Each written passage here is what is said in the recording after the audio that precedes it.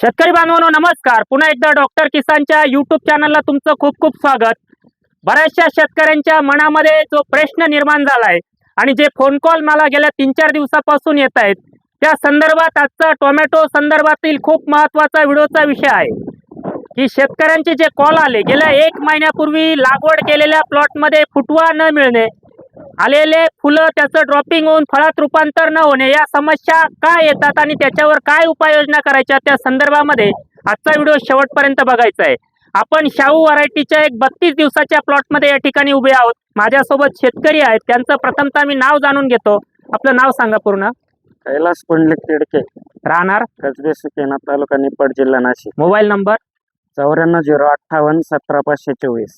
आता 32 दिवसापूर्वी लागवड केलेला प्लॉट आहे, म्हणजे पाहिजे तेवढा ग्रोथ तर मला पण वाटत नाही, कारण डॉक्टर किसान नेहमी सत्य सांगत असतं। तरी पण जर आपण बघितलं बुडापासून फुटवे असतील, पानाची ग्रीनरी, पान कुठेही त्या ठिकाणी आतमध्ये वळालेलं दिसत नाही।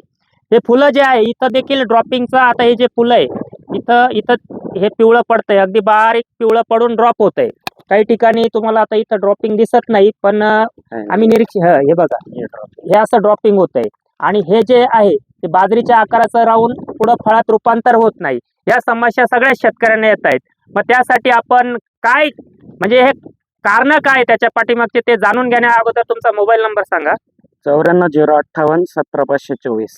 तुम्ही प्लॉट रजिस्टर करण्याचं पहिलं कारण काय असेल? पहिलं कारण म्हणजे कमी खर्चात चांगलं उत्पादन मिळालं पाहिजे, त्याच्यासाठी तुम्ही प्लॉट रजिस्टर केला। हो। याच्या अगोदर डॉक्टर किसानचा काय अनुभव आलाय तुम्हाला? डॉक्टर किसानचा 5 फेब्रुवारीला मी त्यांच्या मार्गदर्शनाखाली प्लॉट लावला होता। अच्छा, माल भरपूर सेट झाला, पण मजुराच्या अभावी मला माल वेळेवर काढता आला नाही। एवढा शेड झाला होता खूप का? खूप खूप खूप सेट झाला। 1000-1200 जाळी 3000 काढीत निघाली असती, इतका अच्छा. माल होता, पण मजुराअभावी मला तो काढता आला नाही। काढता आला नाही आणि ते तुम्ही आणि बघून थोडं मार्केट पण डाऊन होते। हा, मग त्यावेळेस आपल्याला वाटतं बुवा एवढी मजुरी लावायची हो. आणि पण एकंदरीत तुम्हाला त्यावेळेस उन्हामध्ये देखील चांगलं खूप सेटिंग खूप झालं सेटिंग झालं होतं। आणि हा प्लॉट लावल्यावर खूप टेम्परेचर होतं। टेम्परेचर मध्येच लागलं ना, हा, 28 32 मेची दिवसात, लागवड बरोबर. टेम्परेचर मध्येच आणि अजूनही आज आता जुलै सुरुवात होईल, उद्या आज हो. 30 जून आहे, तरी पाऊस नाहीये, भरपेट असा पाऊस नाही। काही ठिकाणी झाला, लवकरच पाऊस सगळीकडे होईल अशी एक पांडुरंगाच्या चरणी प्रार्थना करतो। आणि ज्या शेतकऱ्यांना अडचणी येतात त्याच्यामध्ये प्रमुख कारणे तुम्हाला सांगतो, वाढलेलं टेम्परेचर आणि तुमचा बेड जो आहे तो पूर्णपणे कोरडा आणि कडक होऊन आलाय।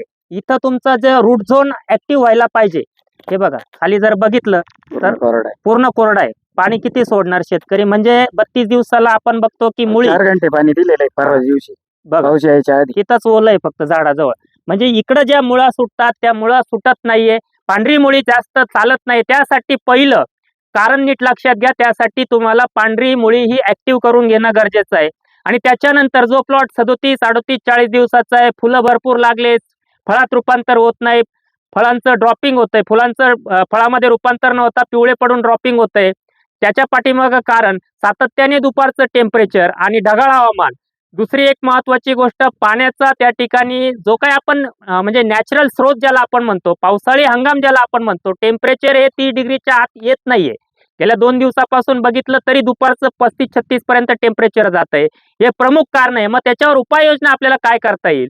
त्यासाठी मित्रांनो, जे प्लॉट 28, 30, 32, 34, 35, 40 दिवसापर्यंतच्या असतील त्यांना फुटवा 100% मिळवायचा आहे, फुलांची संख्या जास्त मिळवायची आणि फुलांचं ड्रॉपिंग होऊ द्यायचं नाही। त्याचप्रमाणे फुलं फळामध्ये रूपांतर होतं, बाजरीच्या आकाराचं फळ येतंय पण पुढं जातच नाहीये।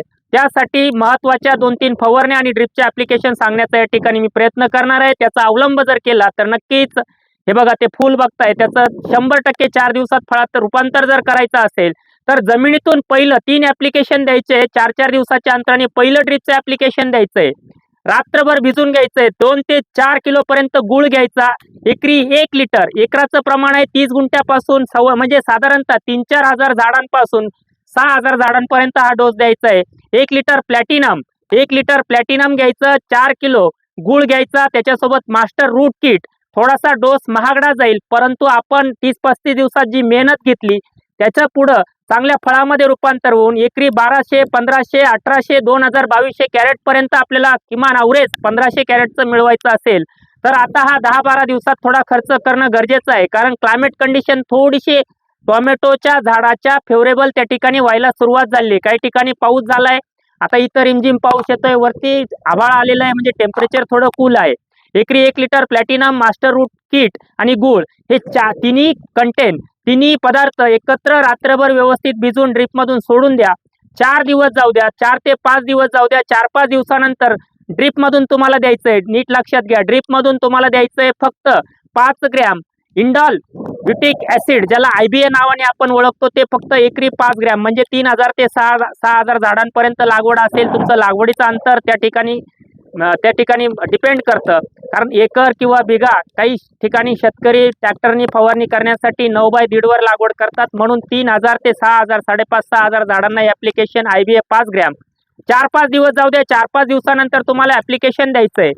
त्या ठिकाणी एकरी म्हणजे तेवढ्याच क्षेत्राला 5 लिटर फोस्ट्रोक आणि 2.5 किलो मास्टर 15-30-10, मास्टर 15-30-10. येऊ द्या पाऊस, भेटू द्या, काय टोपी द्या फक्त मला, टोपी द्या. तर मित्रांनो, थोडा पाऊस आलाच पाहिजे. सगळीकडे हा पाऊस येण्याची आपण वाट बघत आहोत, तो पाऊस येईलच. 3 ड्रिपचे ऍप्लिकेशन झाले. जिथं ड्रॉपिंग होत असेल तिथं पहिली फवारणी तुम्हाला करायची 200 लिटरला 05234 500 ग्रॅम. त्याच्यासोबत तुम्हाला घ्यायचंय बोरान 150 ग्रॅम. प्लॅनोफिक घ्यायला घाबरू नका, 30 ml, फक्त 30 ml ला वर 1 ml सुद्धा गेलं नाही पाहिजे, नाही तर 25 ml घेतलं तरी चालेल. 25 ते 30 ml पर्यंत प्लॅनोफिक. हा स्प्रे झाल्यानंतर 2 दिवस गॅप जाऊ द्या. 2 दिवसानंतर तुम्हाला स्प्रे करायचा आहे 200 लिटर पाण्याला लिओसिन 200 मिली, कॅब्रिओटॉप 300 ग्रॅम, 05234 500 ग्रॅम. 2 ते 3 दिवस जाऊ दे. एखादं चांगलं कीटकनाशक, बुरशीनाशक देत असताना तुमचा करपा असेल, जांतो असेल, त्याचप्रमाणे जैविक अजैविक करपा असेल, जैविक अजैविक ट्रेस असेल झाडावर येणारा, तिथं तुम्हाला नागाळी असेल, यासाठी एव्हिसेंट 24 ग्रॅम, कवच फ्लो 400 मिली. त्याच्यानंतर 3 दिवस जाऊ द्या. 3 दिवसानंतर तुम्ही जे ड्रिपचं ऍप्लिकेशन देताय IBA, त्याच्यानंतर 1-2 दिवसांनी तुम्हाला फवारणी करायची 200 लिटरला. ग्राफर त्या ठिकाणी घ्यायचंय 200 लिटरला 50 मिली, 05234 किंवा 06020 किंवा 04247 500 gram, boron 150 gram, 6BA 1 gram, GA 1 gram, 6BA 2 gram घ्या, बोरान 150 ग्रॅम, अशी एक फवारणी करून 3-4 दिवस गॅप जाऊ द्या. भरपूर सेटिंग झालेलं तुम्हाला त्या ठिकाणी दिसेल. भिजतोय शेतकरी बांधवांना, पाऊस जोराचा आलेला आहे, आनंद होतोय. पाऊस पाहिजे म्हणून भिजून व्हिडिओ देतोय, हरकत नाही थोडं भिजलं तर. इथपर्यंत तुम्ही ऐकलं. त्यानंतर चांगलं सेटिंग सुरू होईल, फळामध्ये रूपांतर झालेलं असेल, त्यावेळेस तुम्हाला येणारा पाऊस, त्यापासून तुम्हाला करपा असेल, त्याचप्रमाणे अर्ली लेट ब्लाइट ज्याला आपण म्हणतो, किंवा झांतोमोनस असेल, फळावर येणारे टिपके असतील, त्यासाठी 3 दिवसाच्या अंतराने 2 बुरशीनाशकांचा स्प्रे करत असताना त्यातला पाऊस असेल त्यावेळेस मेरिओन 80 मिली, टचअप 500 ग्रॅम, सूर्यप्रकाश मिळाला तर एकरी ॲमिस्टार 200 मिली, अशा पद्धतीने फवारणी करा. दादा काय सांगाल तुम्ही, म्हणजे तुमचा जो टोमॅटोमध्ये आलेला अनुभव, आता पाऊस आलेला आहे, तुम्हाला डॉक्टर किसानचं वेळापत्रक येतंय, कितपत विश्वास आहे की या प्लॉटला 100% मागच्या प्लॉट सारखं सेटिंग आमच्याकडून होऊ शकतं?